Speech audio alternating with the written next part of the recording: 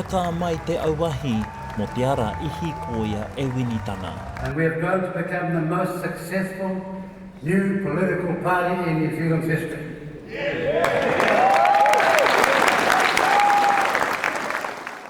Kei waho I te whare taiwhana, he ke hua, toto he ana te māpū, mo nā tamariki o te kotahitana me te taiao. We're calling on all New Zealanders to express their concern about the extinction of Maui and Hector's dolphins at the hands of the fishing industry. Hoki rawa ki te ātāmira ko te huarahi e whāia nei e Aotearoa Tuatahi mō tātou te motu. In 2023, they brought in 133,000 immigrants. Te hōriri hou ko ngā manene o rāwahi. Nā engari haunake, mako wini tana nahe anō ngā Māori e kōrero pēnei ana. Te kau atu tau, ko rite te tatau o ngā manene mai ini ana ki te kotahi miliona tāngata. Ko hira no atu I a tātou te ao Māori.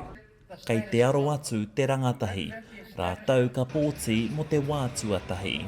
Kua hau mai te kāpene o mua o nā o Panoa Tain Randall, ki te whakataetai mo te tūru o Tukituki, rāwa ko George Ngātai mo Papakura. I felt strongly about some of the prospects, especially for my kids and grandkids who I don't even have left.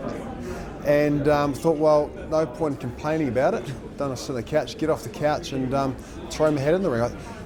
Well, look, the main reason why I chose New Zealand first is probably more for the fact that they're there for New Zealand and they're very a common sense party, and every challenge that comes about can actually be fixed through common sense decision making. What I should do, just go, whoosh! Ko te utu hiko me nā huarahi hei whakamāmāke I te ohana te whaina. We've seen the impact of a bad energy policy when Watties and McCain's and a number of other businesses have closed. So for our whānau and that sort of stuff, hey, we need to get that sorted out because we want jobs.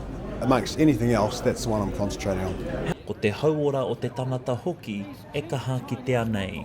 They're sort of working towards jumping over the ditch to Australia or to anywhere around the world. I think what we need to actually do is find ways to keep them in New Zealand, to practice in New Zealand. And, you know, a lot of these students that graduate, they've got huge bills, which I think we've actually fixed by having this remit today. Te tuatai me taunga.